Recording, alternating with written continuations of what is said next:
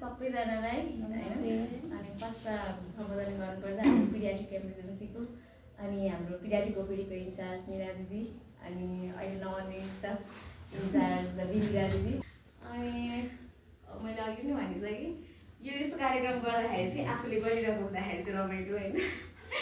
आफूले आफ्नै लागि गर्दाखेरि चाहिँ अलिकति कस्तो डिफ्रेन्ट फिल हुँदो रहेछ। तर के भन्ने खुसी नै छु। अनि अब यत्रो समय सँगै काम गरिरहँदाखेरि चाहिँ नराम्रो एक्सपिरियन्स भन्दा नि राम्रो एक्सपिरियन्सलाई चाहिँ अलिकति के गर्ने भन्दाखेरि अलिकति बढी एटेन्सन दिने। केही नराम्रो भएको छ भने पनि अब म मेरो तर्फबाट नराम्रो भएको छ भने पनि अब त्यसलाई चाहिँ बिर्सिदिने।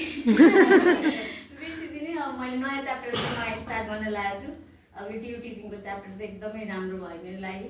म गडप्रति अनि अब मभन्दा सिनियर दिदीहरू र कोवर्कर फ्रेन्ड्सहरूप्रति चाहिँ एकदमै कृतज्ञता व्यक्त गर्न चाहन्छु।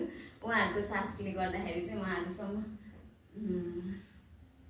सक्सेसफुली आज यहाँसम्म छु। अनि अरू चाहिँ त्यति नै भन्न चाहे। Thank you everybody.